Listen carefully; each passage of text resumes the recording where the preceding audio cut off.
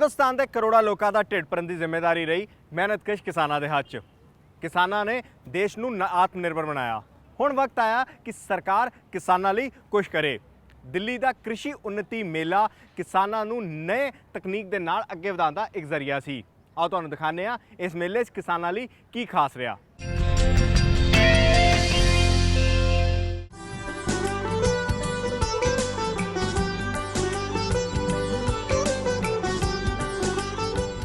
दिल्ली विखे भारतीय खेती संस्थान वालों कौमी उन्नति मेले का प्रबंध किया गया।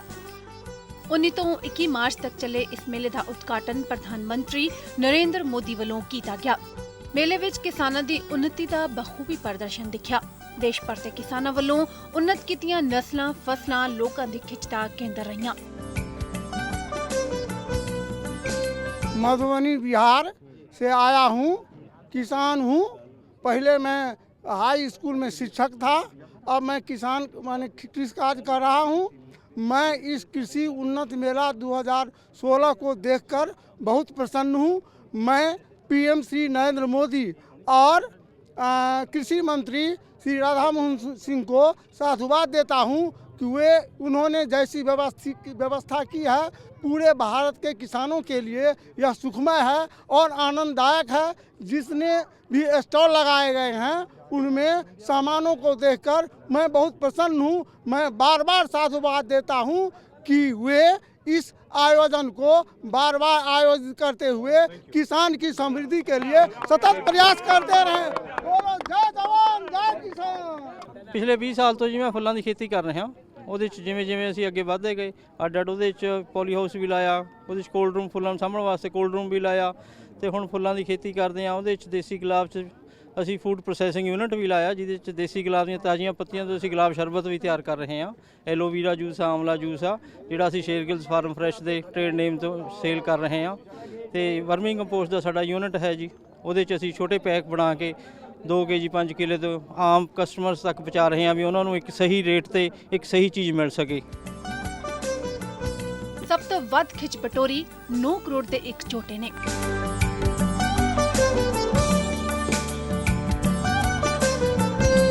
कृषि उन्नति मेला चल रहा है जिथे सब तो बड़ा आकर्षण का केंद्र बनया है 9 करोड़ का एक पैसा। तुम देख सकते हो आ वो पैसा मेरे सामने मौजूद है जिसकी कीमत दसी गई है 9 करोड़ रुपया। मेरे नाल इतने करमवीर जी मौजूद ने जो कि इस पैसे के मालिक ने। करमवीर जी क्या खासियत 9 करोड़ का पैसा और नाम क्या? इसकी खासियत यही है जिसकी माँ का जो दूध है ना 26 किलो 400 ग्राम में रिकॉर्ड है और आज तक ये 14 बार ऑल इंडिया में मेला चैंपियन बन चुका है। इससे जो बच्चे पैदा होते हैं कटियाँ 14 से 19 किलो तक दूध देती हैं। इसका नाम क्या रखे? इसका नाम युवराज सिंह रखा है। इसको कोई खास इनाम मिला और इसकी कीमत इतनी ज़्यादा है? यार आज तक 14 बार चैंपियन है ऑल इंडिया का। मुक्तसर साहिब में मिला था इसको, मतलब जो माघी मेला लगता है उसमें 3 लाख रुपए नगद प्राइज मिला था।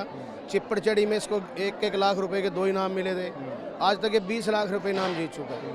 इसकी कीमत 9 करोड़ बताई जा रही है, तो इतनी ज़्यादा कीमत क्यों और किसने लगाई वो? ये कोई साउथ अफ्रीका की कंपनी थी जी, करनाल में मेला लगा था 11वें महीने में, उन लोगों ने इसकी कीमत लगाई थी। तो आपने माना क्यों नहीं? फिर 9 करोड़ तो बहुत बड़ी रकम होती है। खाली पैसा सब कुछ नहीं है, थोड़ी बहुत समाज की सेवा भी करनी चाहिए। इसकी खुराक क्या है जो इतना मतलब बहुत बड़ा बहुत बढ़िया है, सेहतमंद है? क्या खिलाते हैं उसको? इसके 20 लीटर तो दूध पीता है जी हर रोज का। कम से कम 10 किलो फ्रूट खाता है, 5 किलो दाना खाता है, हरा चारा खाता है, 6 किलोमीटर इसकी सैर कराते हैं। दिन में 2-3 बार इसको नहा के सरसों के तेल की मालिश करते हैं।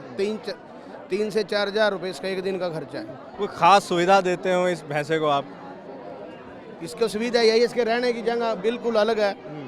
नीचे रेत डाला हुआ है, अगर थोड़ा बहुत बाहर पक्के पे बांधते हैं इसको मैट के ऊपर ही बांधते हैं। चलिए मेरे नाल इतने डॉक्टर साहब मौजूद ने जो कि सानू दसणगे दे बारे। डॉक्टर साहब इतना एक विशाल का आयोजन अपने आप में एक बहुत एक चीज़ है कि इतना अक्सर नॉर्मली देखने को नहीं मिलता है, तो क्या ऐसी वजह है कि इतना ताकतवर और इतना बड़ा शरीर इसका हो गया? देखिए ये मुर्रा नस्ल का हमारा सांड है जी। ये हमारे भारतवर्ष की सबसे अच्छी भैंस की नस्ल है और ये जो सांड है मुर्रा नस्ल का, ये इसका जो रैंकिंग है हमारे देश में नंबर 1 पे है। तो इसका जो मुख्य उद्देश्य जो ये जो किसान है इसका फ्रोजन सीमेन ये बना करके जो हमारे देश में जो और अच्छी मुर्रा की नस्ल है वहाँ पे किसानों के भैंसों को गाभिन कराया जा रहा है। उससे जो भैंस के कटरा कटियाँ पैदा होंगे वो उच्च गुणवत्ता के होंगे। इस तरह से इसका एक सप्ताह में हम 2 बार इसका सीमेन कलेक्ट कर सकते हैं। कम से कम जो है इसकी 1500 डोज बना सकते हैं। इस तरह से हम लोग जो है मतलब इसकी जो है करीब जो हम 5000 तक बना सकते हैं। पैसा जिन्हों की साह नहीं लोग कहने एक बहुत शानदार बनया है। बकायदा तुम देख सकते स्किन ਨੂੰ ਸ਼ੇਵ ਕੀਤਾ ਤਾਂ ਕੋਈ ਵਾਲ ਨਹੀਂ ਹੈਗਾ ਉਹਦੇ ਆ ਵਾਲ ਜਿਹੜੇ ਨੇ ਕਿਸ ਤਰੀਕੇ ਦੇ ਨਾਲ ਉਹਨੂੰ ਇੱਥੇ ਸੰਭਾਲਿਆ ਜਾ ਰਿਹਾ। ਬਕਾਇਦਾ ਥੱਲੇ ਦੀ ਮੈਟਰਸ ਲਗਾਈ ਗਈ ਕਿ ਉਹਨਾਂ ਦਾ ਕਹਿਣਾ ਹੈ ਕਿ ਇਹਨਾਂ ਥੱਲੇ ਰੇਤਾ ਦੇ ਉੱਤੇ ਜੇ ਹੋਏ ਤਾਂ ਉਸ ਤਰ੍ਹਾਂ ਨਹੀਂ ਪੈਂਦਾ ਤੇ ਰੱਖ ਰਖਾਵ ਨਾਲ ਤੁਸੀਂ ਦੇਖ ਸਕਦੇ ਹੋ ਕਿ ਉਹਦੀ ਆਪਣੇ ਆਪ 'ਚ ਇੱਕ ਲੋਕੀ ਕਿਸ ਤਰੀਕੇ ਦੇ ਨਾਲ ਉਹਦੀ ਇੱਕ ਸਾਂਭ ਕੀਤੀ ਜਾ ਰਹੀ ਹੈ। ਇਸ ਤੋਂ ਇਲਾਵਾ ਲੋਕਾਂ ਦਾ ਹਜੂਮ ਜਿਹੜਾ ਉਹ ਆਪਣੇ ਆਪ 'ਚ ਇਸ ਜਿਹੜੀ ਸਾਂਝ ਦੀ ਇੱਕ ਜਿਹੜੀ ਲੋਕਪ੍ਰਿयता ਉਹ ਬਖਾਨ ਕਰ ਰਿਹਾ ਹੈ। ये हिंदुस्तान की 3 बहुत ही महत्वपूर्ण नस्लें हैं गाय की। सबसे पहले जो साहिवाल आप देख रहे हैं ये हरियाणा और पंजाब में काफ़ी ज़्यादा पाई जाती है। दूसरे उसके बाद ये थार पारकर है, ये राजस्थान की बहुत महत्वपूर्ण नस्ल है और दूध देने के मामले में काफ़ी आगे है। और ये तीसरी जो गाय आप देख रही हैं ये गिर की ये गाय है, ठीक है। ये जूनागढ़ में राजस्थान के सौराष्ट्र इलाके में काफ़ी पाई जाती हैं। यहाँ किसान बहुत सारे हैं, उनसे बात करेंगे कि सरकार से आप क्या चाहते हैं। ये जो गायें हैं काफ़ी अच्छा दूध देती हैं, लेकिन सरकार से किस तरह की मदद आप लोग चाह रहे हैं? सरकार से हम चाहते हैं जी इनके लिए कोई दूध गाय से स्थान बनाया जाए कि जमींदार आदमी उसको लेके जाए और वहाँ पे अच्छे दाम मिले। अच्छे दाम नहीं मिल रहे। इसकी कितनी कीमत होती है? अगर किसी को साहिवाल खरीदनी हो गाय तो कितनी में आएगी वो? करीब 80,000 रुपये। 80,000। आप क्या सरकार से क्या मांग कर रहे हैं? सरकार से किस तरह की मदद चाहिए आपको? हम मदद चाह रहे हैं कि अपनी देसी भारतीय नस्ल की गाय, जैसा ब्राजील ने संवर्धन किया, इजराइल ने अपनी थार पर गाय पर संवर्धन किया, उन्होंने वहाँ जब 30-35 लीटर दूध देती हैं और ये सर्वविदित है कि सर्वोत्तम दूध जिस भी पशु का है वो हमारी भारतीय देसी नस्ल गाय का ही है। तो हम भी इसको क्यों ना बढ़ावा दें। इसके उत्पाद बनाए जाते हैं हमारे सेंटर पर। सोनीपत में हमारा सेंटर है, वहाँ फिनाइल बनता है, च्यवनप्राश बनता है उच्च कोटि का, 22-23 उत्पाद बनते हैं। उनका ज़्यादा से ज़्यादा प्रसार हो और इनका संवर्धन का काम सरकार करे और किसानों को प्रोत्साहित करे। इसके लिए कोई जैसे ऋण की व्यवस्था है, ऐसे संवर्धन केंद्र स्थापित हों जगह जगह पर, तभी हम इसका अब बार संरक्षण की बात की जा रही है देश में।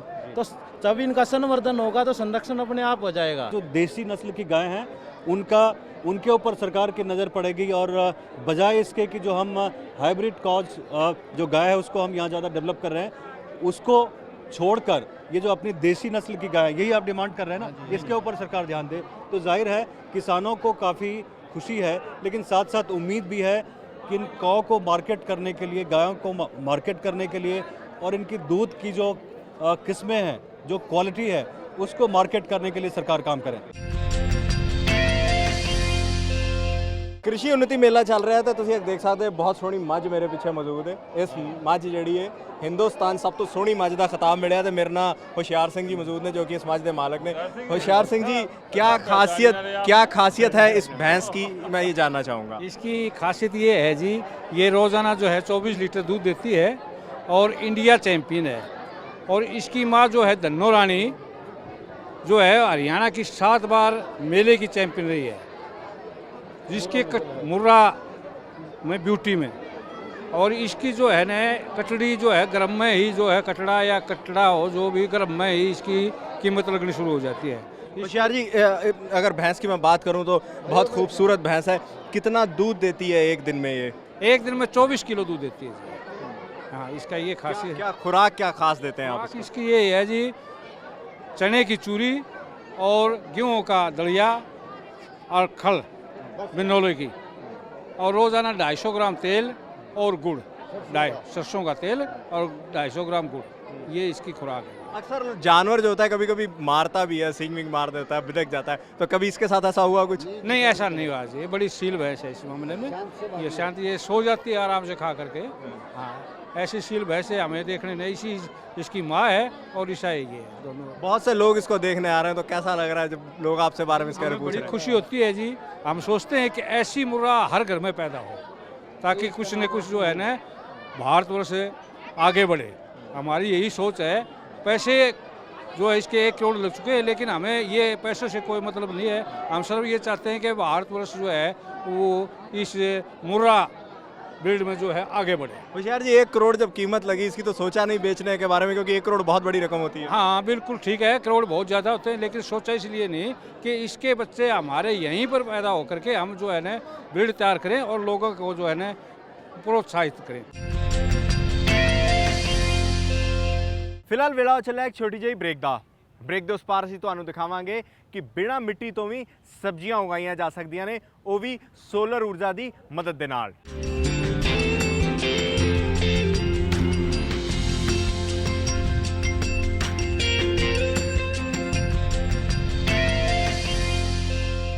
कृषि उन्नति मेले ਦੇ ਵਿੱਚ ਬਹੁਤ ਸਾਰੇ ਇਹੋ ਜਿਹੇ ਲੋਕ ਮਿਲੇ ਜਿਨ੍ਹਾਂ ਦਾ ਕਹਿਣਾ ਸੀ ਕਿ ਕਿਸਾਨੀ ਜਿਹੜੀ ਹੈ ਉਹ ਘਾਟੇ ਦਾ ਸੌਦਾ ਲਗਾਤਾਰ ਬਣਦੀ ਜਾ ਰਹੀ ਹੈ, लेकिन इस घाटे के सौदे नूं एक लाभदायक चीज़ बनाने का सब तो ज़्यादा ज़रूरत है कि किसान तकनीक नूं अपनाउण जिस दे नाल किसानी एक बारी फिर तो लाहेमंद काम बन सके। लगातार किसानी जिहड़ी है कदी मौसम की मार झेलदी है तो कदी सरकारी नीतियां दी, जिस करके किसान लगातार थले दबदा जा रहा है। सरकारां नूं ज़रूरत है कि इहो जिहियां पॉलिसियां बनाईयां जाण जिहदे नाल कि किसान एक बारी फिर अपनी जिंदगी आराम नाल ते एक वधिया स्तर 'च जी सके। ਖੇਤੀ ਤੇ ਕਿਸਾਨ ਕਲਿਆਣ ਵਿਭਾਗ, ਭਾਰਤ ਸਰਕਾਰ ਦੇ ਵਿਭਾਗ ਤੇ ਪੂਸਾ ਇੰਸਟੀਚਿਊਟ ਦੇ ਸਾਂਝਾ ਉਦਮ ਤਹਿਤ ਇਹ ਖੇਤੀ ਮੇਲਾ ਕਰਵਾਇਆ ਗਿਆ ਸੀ, ਜਿਸ ਦੇ ਵਿੱਚ ਪਹੁੰਚੇ ਕਿਸਾਨਾਂ ਨੇ ਮੇਲੇ ਤੇ ਖੁਸ਼ੀ ਜ਼ਾਹਿਰ ਕੀਤੀ। ਪਹਿਲੀ ਵਾਰ ਆਏ ਆ ਪੰਜਾਬ ਦੇ ਵਿੱਚ ਮੇਲੇ ਦੇਖਦੇ ਰਹੇ ਆ, ਪਰ ਜਿਹੜਾ ਦਿੱਲੀ ਦਾ ਮੇਲਾ ਉਹ ਇੱਕ ਵਿਲੱਖਣ ਛਾਪ ਛੱਡ ਕੇ ਗਿਆ। ਅਸੀਂ ਇਹ ਤੋਂ ਸੈਟੀਸਫੈਕਸ਼ਨ ਹੈ। ਇੱਥੇ ਜਿਹੜਾ ਕੁਝ ਵੇਖਣ ਨੂੰ ਮਿਲਿਆ ਉਹ ਪੰਜਾਬ ਨਾਲੋਂ ਥੋੜਾ ਡਿਫਰੈਂਟ ਸੀ। ਕੋਈ ਨਵੀਆਂ ਤਕਨੀਕਾਂ ਜਿਹੜੀਆਂ ਪੰਜਾਬ 'ਚ ਨਹੀਂ ਵਰਤੀਆਂ ਜਾ ਰਹੀਆਂ, ਇੱਥੇ ਜਿਹੜੀਆਂ ਵਰਤੀਆਂ ਜਾ ਰਹੀਆਂ ਉਹਨਾਂ ਨੂੰ ਵੇਖਿਆ, ਜਿਵੇਂ ਸਬਜ਼ੀਆਂ ਦੇ ਨਵੇਂ ਢੰਗ ਤਰੀਕੇ ਔਰ ਨਵੇਂ ਬੀਜ ਜਿਹੜੇ ਇੱਥੇ ਆਏ ਸੀਗੇ ਦੇਖਣ ਨੂੰ ਮਿਲੇ ਆ। ਹਾਂਜੀ, ਕਾਫੀ ਨਵੀਆਂ ਟੈਕਨੋਲੋਜੀਜ਼ ਜਿਵੇਂ ਆ ਰਹੀਆਂ, ਉੱਥੇ ਸਟਾਲ ਵਗੈਰਾ ਲੱਗੇ ਹੋਏ ਆ। ਪੂਸਾ ਨੇ ਜਿਵੇਂ ਸੋਇਲ ਟੈਸਟਿੰਗ ਮਸ਼ੀਨ ਵਿਕਸਿਤ ਕੀਤੀ ਹੈ ਨਵੀਂ, ਉਹ ਲਗਾਇਆ ਹੋਇਆ ਸਟਾਲ ਵੀ, ਉਹ ਤੁਸੀਂ ਲੈ ਸਕਦੇ ਹੋ। ਉਹਦੇ ਨਾਲ ਅਸੀਂ ਜਿਹੜੀ ਮਿੱਟੀ ਹੈਗੀ ਆ ਉਹਨੂੰ ਟੈਸਟ ਕਰਕੇ ਉਹਦੇ ਬਾਰੇ ਉਹਦੇ ਅਨੁਸਾਰ ਜਿਹੜਾ ਹੈਗਾ ਉਹਦੇ ਵਿੱਚ ਨਿਊਟ੍ਰੀਸ਼ਨ ਕਰ ਸਕਦੇ ਹਾਂ। ਜਿਹੜਾ ਮੱਧ ਵਰਗੀ ਲੈਵਲ ਹੈ ਵੀ ਹੁਣ ਮਸ਼ੀਨੀਕਰਨ ਦਾ ਦੌਰ ਹੈ, ਕਿਉਂਕਿ ਮਹਿੰਗਾਈ ਬਹੁਤ ਜ਼ਿਆਦਾ ਤੇ ਮਸ਼ੀਨੀ ਤੋਂ ਬਿਨਾਂ ਖੇਤੀ ਸੰਭਵ ਨਹੀਂ ਹੈਗੀ। ਕਿਤੇ ਨਾ ਕਿਤੇ ਜਿਹੜੇ ਮੰਨ ਲਓ ਵੱਡੇ ਜ਼ਿਮੀਂਦਾਰ ਆ ਉਹਨਾਂ ਨੂੰ ਇਸ ਚੀਜ਼ ਦਾ ਬਹੁਤ ਬੈਨੀਫਿਟ ਹੋ ਰਿਹਾ, ਕਿਉਂਕਿ ਲੇਬਰ ਦੀ ਪ੍ਰੋਬਲਮ ਆ ਰਹੀ ਹੈ। ਜਿਸ ਹਿਸਾਬ ਨਾਲ ਹੁਣ ਨਵੀਆਂ ਟੈਕਨੀਕਸ ਦੀਆਂ ਮਸ਼ੀਨਸ ਆ ਰਹੀਆਂ ਨੇ, ਵੱਡੇ ਕਿਸਾਨਾਂ ਨੂੰ ਇਹਦਾ ਕਾਫੀ ਫਾਇਦਾ ਹੋਵੇਗਾ। ਜਿਹੜਾ ਛੋਟਾ ਕਿਸਾਨ ਹੈ ਉਹਦੀ ਪਹੁੰਚ ਤੋਂ ਥੋੜਾ ਜਿਹਾ ਹਟ ਕੇ ਹੈ। ਪਰ ਕੁਝ ਕਿਸਾਨ ਮੇਲੇ ਦੇ ਪ੍ਰਬੰਧਾਂ ਤੋਂ ਨਾਖੁਸ਼ ਵੀ ਦਿਖੇ। जमींदार अपनी जमींदारी की चीज़ देखने तो यार है भाई, बाकी कोई फायदा ना, गवर्नमेंट का कोई फायदा ना है हमने तो इससे, ये गवर्नमेंट का कोई फायदा नहीं। आप यहाँ आए हो, क्या चीज़ अच्छी लगी तकनीक के? क्या तकनीक तो ठीक लगी, लेकिन इस गवर्नमेंट का क्या है, यहाँ गवर्नमेंट के हिसाब से बीज अवेलेबल नहीं है, बहुत महंगे बीज हैं। किसान पहले ही मगा पड़ा है, ओले से बारिश से बेमौसम बरसात हुई है। यहाँ पे गवर्नमेंट की कोई सुविधा नहीं है। ਸਾਨੂੰ ਅਸੀਂ ਬੀਜ ਲੈਣੇ, ਬੀਜ ਨਹੀਂ ਮਿਲਦਾ ਹੈਗਾ। ਮੈਂ ਬੀਜ ਹੁਣ ਦਿਖਾ ਦਿੰਦੇ ਆ ਬੀਜ, ਕੋਈ ਮਿਲਦਾ ਤਾਂ ਨਹੀਂ ਹੈ ਬੀਜ ਸਾਨੂੰ। ਕਈ ਵਾਰ ਆਏ ਆ ਹਰਿਆਣੇ ਚੋਂ, ਫਤਿਹਬਾਦ ਜ਼ਿਲ੍ਹੇ ਚੋਂ, ਬਹੁਤ ਵਧੀਆ ਰਿਹਾ, ਵਧੀਆ ਮੇਲਾ ਦੇਖਿਆ ਹੈਗਾ, ਦੇਖਣ ਨੂੰ ਬਹੁਤ ਕੁਝ ਮਿਲਿਆ ਹੈਗਾ ਤੇ ਵਧੀਆ ਚੀਜ਼ਾਂ ਸੀ। ਖੇਤੀ ਉન્નਤੀ ਮੇਲੇ ਦੇ ਵਿੱਚ ਕਿਸਾਨਾਂ ਦੇ ਲਈ ਨਵੀਂ ਟੈਕਨੀਕਸ ਵੀ ਲਗਾਈਆਂ ਗਈਆਂ, ਜਿਸ ਵਿੱਚ ਦੁੱਧ ਕੱਢਣ ਵਾਲੀ ਮਸ਼ੀਨ ਤੇ ਮਿੱਟੀ ਦੀ ਟੈਸਟਿੰਗ ਕਰਵਾਉਣ ਵਾਲੀ ਮਸ਼ੀਨ ਮੁੱਖ ਤੌਰ ਤੇ ਸ਼ਾਮਿਲ ਸਨ। ਦੁੱਧ ਚੋਣਾ ਆਪਣੇ ਆਪ 'ਚ ਇੱਕ ਕਲਾ ਹਮੇਸ਼ਾ ਤੋਂ ਰਹੀ ਹੈ ਤੇ ਲੋਕ ਜਿਹੜੇ ਨੇ ਦੁੱਧ ਹੱਥਾਂ ਨਾਲ ਚੋਂਦੇ ਨੇ, ਲੇਕਿਨ ਜਿਸ ਤਰੀਕੇ ਨਾਲ ਲਗਾਤਾਰ ਜ਼ਮਾਨਾ ਅੱਗੇ ਵਧ ਰਿਹਾ, ਟੈਕਨੋਲੋਜੀ ਵੱਧਦੀ ਜਾ ਰਹੀ ਹੈ, ਆਧੁਨਿਕਤਾ ਜਿਹਨੂੰ ਕਿਹਾ ਜਾਏ, ਉਹ ਇੱਕ ਮਸ਼ੀਨ है जितना कि ਹੁਣ ਦੁੱਧ ਚੋਇਆ जा सकता है। मेरे ਨਾਲ ਇੱਥੇ कल्पेश जी मौजूद ने। कल्पेश जी, किस तरीके से मशीन काम करती है, सबसे पहले तो ये जानना चाहेंगे। सर, ये मशीन एक्चुअली वैक्यूम पे काम करती है, निगेटिव वैक्यूम पे। तो यहाँ पे एक मोटर लगा होता है, इसके बाजू में एक मोनोब्लॉक पंप होता है। तो ये पंप का जब इसको चालू करते तो ये खींचता है, सक्शन करता है बेसिकली। तो इसके यहाँ पे ये 2 क्लस्टर लगाए हुए हैं, तो इससे आप एक साथ 2 गायों का मशीन निकाल सकते हो, ठीक है। और ये एक मिनट, इसको सर हम टीट कप बोलते हैं। ये चारों टीट कप गाय के जो स्तन होते हैं उसमें लगा देना पड़ता है। और यहाँ पे एक कॉक होता है, ये वाला जैसे कि आप कॉक चालू करते हो तो वो दूध को खींचना चालू कर देता है। और ये जो ट्रांसपेरेंट ट्यूब आपको दिख रही है, इसमें से सर दूध पास होता है और वो पास होके ये जो कैन है इस कैन में जाता है। ये कैन SS 304 की बनी होती है, स्टेनलेस स्टील की। और सर इसके अंदर जो भी पार्ट्स बने हुए जो मिल्क के कांटेक्ट से आते हैं वो फूड ग्रेड मटेरियल के बनते हैं, यानी कि मतलब कि जो मिल्क होता है वो ख़राब ना हो इसलिए। कल्पेश, एक चीज़ है कि जब आप इसको लगाएंगे भैंस या गाय के, तो सक करेगा तो वैक्यूम थोड़ा सा प्रेशर लेगा, तो उससे जानवर को किसी तरीके की कोई हानि, कोई किसी तरीके की तकलीफ? यस सर, उसके लिए हमने यहाँ पे अरेंजमेंट किया हुआ है। ये एक मीटर है, मीटर गॉज, और यहाँ के इसके नीचे एक रेगुलेटर होता है सर। तो देखो यहाँ पे हमने ये रेड कलर दिया हुआ है, तो इसके लिए स्टैंडर्ड कंडीशन ऐसा होता है 42 kPa का प्रेशर रखना पड़ता है, तो इसलिए हमने रेगुलेटर दिया हुआ है। मैं पूसा इंस्टीट्यूट में सॉइल साइंस का हेड ऑफ डिपार्टमेंट हूँ और हमारे वैज्ञानिकों ने 10 साल की मेहनत के बाद एक ऐसी मशीन विकसित की है जिसका नाम है Pusa soil test fertiliser recommendation meter, या संक्षेप में पूसा STFR मीटर। ये पूसा STFR मीटर का मतलब ये है कि ये हम सॉइल टेस्टिंग को गांव तक कैसे पहुंचाएं। आज भारत की मिट्टियों में 6 तत्वों की व्यापक पैमाने पर कमी है। ये 6 तत्व हैं NPK, सल्फर, जिंक, बोरान। अगर सारे तत्वों की टेस्टिंग नहीं होती है, और जबकि किसान क्या होता है खाली यूरिया DAP, ज़्यादा से ज़्यादा पोटास भी डालेगा तो NPK डाल देगा, अन्य तत्व अगर जब तक नहीं डालेंगे तो जो उर्वरकों में लागत लगाई जा रही है उस लागत का पूरा लाभ भी नहीं मिलता और प्रदूषण और बहुत सारी चीज़ें बढ़ती हैं। तो गांव तक सॉइल टेस्टिंग को कैसे पहुंचाया जाए, उसके लिए मशीन विकसित की गई है। इस मशीन से 12 सॉइल के 12 पैरामीटर्स का एनालिसिस होती है। उसमें सूक्ष्म तत्व भी हैं, सेकेंडरी न्यूट्रिएंट भी हैं, NPK भी है, ऑर्गेनिक कार्बन, pH भी है, और मिट्टी अगर क्षारीय है तो क्षारीय के लिए जिप्सम रिक्वायरमेंट बताएगा, अगर अम्लीय है तो अम्लीय के लिए लाइम रिक्वायरमेंट बताएगा। इसका एक विशेषता ये है, खाली मिट्टी परीक्षण नहीं करता, मिट्टी परीक्षण करेगा, उसके बाद आप फसल इसमें भरेंगे कि कौन सी फसल के लिए उस मिट्टी परीक्षण के आधार पर क्या पोषक तत्व डालना चाहिए। इसीलिए सॉइल टेस्टिंग भी है, फर्टिलाइजर रिकमेंडेशन भी है। ਇਸ ਤੋਂ ਇਲਾਵਾ ਬਿਨਾਂ ਮਿੱਟੀ ਦੇ ਖੇਤੀ ਕਿਵੇਂ ਕੀਤੀ ਜਾਵੇ, ਇਹ ਵੀ ਮੇਲੇ ਦੇ ਵਿੱਚ ਖਿੱਚ ਦਾ ਕੇਂਦਰ ਰਿਹਾ। कृषि उन्नति मेला ਜਿਹੜਾ ਚੱਲ ਰਿਹਾ ਉੱਥੇ ਇੱਕ ਚੀਜ਼ ਹੈਗੀ ਹੈ ਕਿ ਜੇਕਰ ਮੈਂ ਤੁਹਾਨੂੰ ਦਿਖਾਣਾ ਚਾਹਾਂ ਤਾਂ ਜਿਸ ਤਰੀਕੇ ਦੇ ਨਾਲ ਤੁਸੀਂ ਦੇਖ ਸਕਦੇ ਹੋ ਆ ਜਿਹੜੇ ਪੌਦੇ ਨੇ ਇਹਨਾਂ ਦੇ ਵਿੱਚ ਮਿੱਟੀ ਕੋਈ ਨਹੀਂ ਹੈਗੀ, ਇਹ ਸਿਰਫ ਸੋਇਲ ਜਿਹੜੀ ਹੈ, ਮਿੱਟੀ ਨਹੀਂ, ਸਿਰਫ ਵਿਟਾਮਿਨਸ ਨੇ, ਇੱਕ ਤਰੀਕੇ ਦੀ ਆਰਗੈਨਿਕ ਇੱਕ ਸਿਸਟਮ ਹੈ। ਇਹਦੇ ਬਾਰੇ ਜਾਣਨ ਦੀ ਕੋਸ਼ਿਸ਼ ਕਰਦੇ ਹਾਂ ਕਿ ਕੀ ਚੀਜ਼ ਹੈਗੀ। ਮੇਰੇ ਨਾਲ ਇੱਥੇ ਸ਼੍ਰੀ ਰਾਮ ਮੌਜੂਦ ਨੇ जो कि इस पूरे प्रोजेक्ट ਨੂੰ देख रहे हैं। सर ये आखिर है क्या चीज़ और किस तरीके से काम कर रही है, क्योंकि इसमें मिट्टी कहीं नहीं है, आपने सिर्फ नीचे पानी दे रखा है। Yeah, this technology is called hydroponics. This is the science of growing plants and vegetables without any soil, directly on water. We use a recirculating system. इसका benefit क्या है कि we save 90% water इसमें labor तो कम है and we are not dependent on soil, so ऐसा verticalization भी is possible. So ये तो developed countries में बहुत popular technology है urban farming के लिए. So आपके छत पे या balcony पे और even indoor we can use smaller spaces and create micro farming spaces where we can produce pesticide free clean food for your daily usage. It can also be practiced in commercial scale on top of commercial rooftops and government institutions where it can go under the CSR activity and it can give more jobs to the underprivileged. ਖੇਤੀ ਉન્નਤੀ ਮੇਲੇ ਦੇ ਵਿੱਚ ਬਾਗਬਾਨੀ ਤੇ ਫੁੱਲਾਂ ਦੀ ਫਸਲ ਦਾ ਵੀ ਬਖੂਬੀ ਪ੍ਰਦਰਸ਼ਨ ਦਿਖਿਆ। कृषि उन्नति मेले ਦੇ ਵਿੱਚ ਇੱਕ ਸਭ ਤੋਂ ਵਧੀਆ ਚੀਜ਼ ਹੈਗੀ ਕਿ ਜਿਹੜੇ ਬੀਜ ਨੇ ਉਹਨਾਂ ਦਾ ਜਰਮੀਨੇਸ਼ਨ ਕਿਸ ਤਰੀਕੇ ਨਾਲ ਕੀਤਾ ਜਾਏ, ਉਹਨਾਂ ਦੀ ਜਿਹੜੀ ਉਤਪਾਦਨ ਵਧਾਉਣ ਦੀ ਗੱਲ ਕੀਤੀ ਜਾਂਦੀ ਉਹਨੂੰ ਕਿਸ ਤਰੀਕੇ ਨਾਲ ਕੀਤਾ ਜਾਏ। ਮੈਂ ਇੱਥੇ ਕ੍ਰਿਪਕੋ ਦੇ ਇੱਕ ਸੈਂਟਰ ਤੇ ਖੜਾ ਤੇ ਮੇਰੇ ਨਾਲ ਇੱਥੇ PK ਅਵਸਥੀ ਸਾਹਿਬ ਮੌਜੂਦ ਨੇ ਜੋ ਕਿ ਸਾਨੂੰ ਦੱਸਣਗੇ ਕਿ ਕਿਸ ਤਰੀਕੇ ਨਾਲ ਇਹ ਸਾਰੇ ਬੀਜ ਤੇ ਜਿਹੜੀਆਂ ਜਿਹੜਾ उत्पादन ਵਧਾਉਣ ਦੀ लगातार ਗੱਲ ਕੀਤੀ ਜਾਂਦੀ ਉਹਨੂੰ किस तरीके से। अवस्थी साहब, किस तरीके से जर्मिनेशन का आप लोग जो ये यहाँ स्टॉल लगाया तो किस तरीके से काम करता है, इसके बारे में जानना चाहेंगे। सीड जर्मिनेशन बहुत ही इम्पॉर्टेंट टेस्ट है, क्योंकि अगर सीड का जमाव ठीक से नहीं होगा तो किसान की सारी जो लागत है वो बेकार चली जाएगी। इसलिए इसको टेस्ट करने के लिए जर्मिनेशन पेपर में 100 दाने के 3 रेप्लिकेशन लगाते हैं। ये हमारा जर्मिनेशन पेपर है और इसके बिटवीन द पेपर लगा के हम इस तरह से इसको फोल्ड करके एक सीड जर्मिनेटर होता है। सीड जर्मिनेटर में जो टेम्परेचर होता है वो कंट्रोल होता है, हर क्रॉप के लिए अलग कंट्रोल होता है। उसमें ह्यूमिडिटी होती है, मतलब जैसा वातावरण खेत में मिलता है उसको हम उसको दे के, और 7 दिन में इसको फिर काउंट इस तरह से निकलता है। ये फिर इसमें हम काउंट करते हैं, अंकुरित होने के बाद इसको जो है हम काउंट करते हैं कि हमारे कितने % जमा हुआ है, जो हमारे बीज थे कितने हो गए कितने नहीं हो गए। ਮੇਲੇ ਦੇ ਵਿੱਚ 500 ਤੋਂ ਵਧੇਰੇ ਖੇਤੀ ਸੰਬੰਧੀ ਸਟਾਲ ਲਗਾਏ ਗਏ ਸਨ, ਜਿਸ ਦੇ ਵਿੱਚ ਪੰਜਾਬ ਤੋਂ ਲੱਗੇ ਵੇਰਕਾ ਦੇ ਸਟਾਲ ਨੇ ਸਭ ਦਾ ਮਨ ਮੋਹ ਲਿਆ। ਪੰਜਾਬ 'ਚ ਖਾਣਾ ਪੀਣਾ ਹਮੇਸ਼ਾ ਤੋਂ ਹੀ ਇੱਕ ਚੰਗਾ ਰਿਹਾ ਤੇ ਖਾਸ ਕਰਕੇ ਜੇ ਪੰਜਾਬ ਦੇ ਦੁੱਧ ਦੀ ਮੈਂ ਗੱਲ ਕਰਾਂ ਤਾਂ ਵੇਰਕਾ ਜਿਹੜਾ ਉਹ ਆਪਣੇ ਆਪ 'ਚ ਇੱਕ ਬ੍ਰਾਂਡ ਹੈ, ਆਪਣੇ ਆਪ 'ਚ ਇੱਕ ਨਾਂ ਨੇ।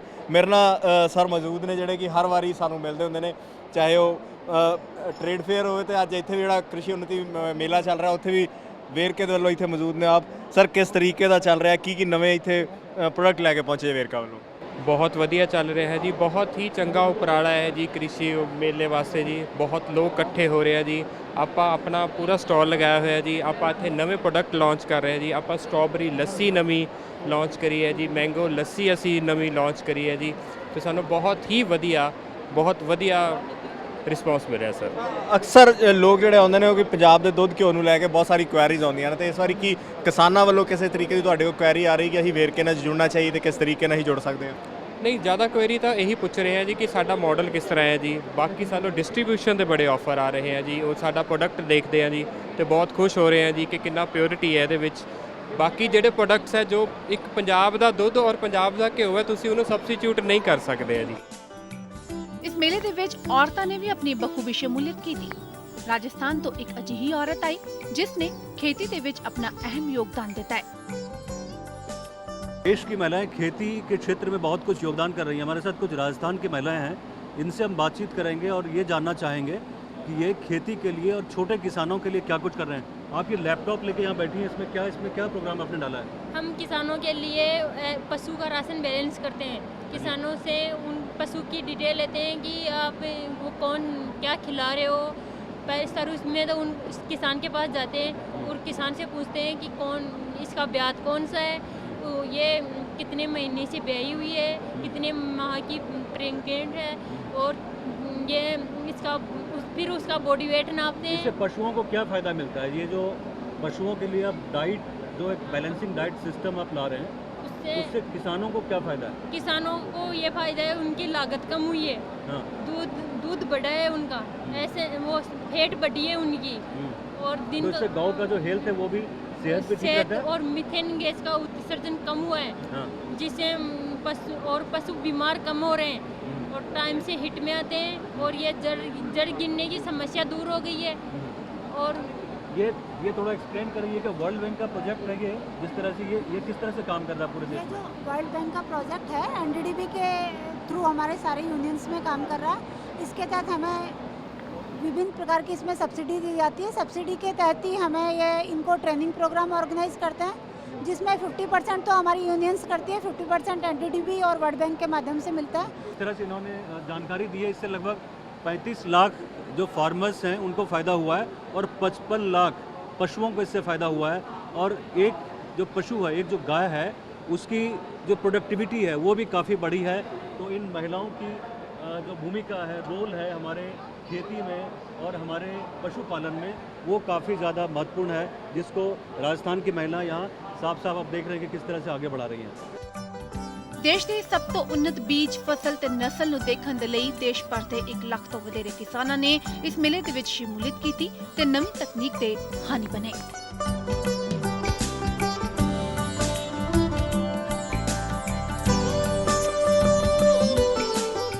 ਹਿੰਦੁਸਤਾਨ ਵਰਗੇ ਵੱਡੇ ਮੁਲਕ ਦੇ ਵਿੱਚ ਖੇਤੀ ਕਰਨ ਦੇ ਅੱਡ-ਅੱਡ ਤਰੀਕੇ ਨੇ। ਜੇਕਰ ਤਰੀਕੇ ਅੱਡ-ਅੱਡ ਨੇ ਤੇ ਕਿਸਾਨਾਂ ਦੀ ਸਮੱਸਿਆ ਵੀ ਅੱਡ-ਅੱਡ ਨੇ। ਕਿਸਾਨਾਂ ਦਾ ਸਤਰ ਚੁੱਕਣ ਲਈ ਜ਼ਰੂਰੀ ਹੈਗਾ ਕਿ ਉਹਨਾਂ ਨੂੰ ਤਕਨੀਕ ਦੇ ਨਾਲ ਇੱਕ ਬਿਹਤਰ ਬਾਜ਼ਾਰ ਮੁਹੱਈਆ ਕਰਾਇਆ ਜਾਏ, ਜਿਸ ਨਾਲ ਕਿ ਉਹਨਾਂ ਨੂੰ ਉਹਨਾਂ ਦੀ ਫਸਲ ਦੀ ਇੱਕ ਬਿਹਤਰ ਕੀਮਤ ਮਿਲ ਸਕੇ ਤੇ ਕਿਸਾਨ ਦਾ ਜਿਹੜਾ ਸਤਰ ਹੈ ਉਹ ਹੋਰ ਉੱਪਰ ਉੱਠ ਸਕੇ। ਸਾਡੀ ਅੱਜ ਦੀ ਇਹ ਪੇਸ਼ਕਸ਼ ਤੁਹਾਨੂੰ ਕਿਹੋ ਜਿਹੀ ਲੱਗੀ ਸਾਨੂੰ ਜ਼ਰੂਰ ਦੱਸਣਾ। ਸਾਡਾ ਈਮੇਲ ਐਡਰੈਸ ਹੈਗਾ feedback@ptcnetwork.tv। ਹੁਣ ਮੈਨੂੰ ਯਾਨੀ ਕਿ ਹਰਪ੍ਰੀਤ ਸਿੰਘ ਤੇ ਮੇਰੇ ਨਾਲ ਮੇਰੇ ਵੀਡੀਓ ਜਰਨਲਿਸਟ ਰਾਮ ਬਹਾਦਰ ਨੂੰ ਦਿਓ ਇਜਾਜ਼ਤ।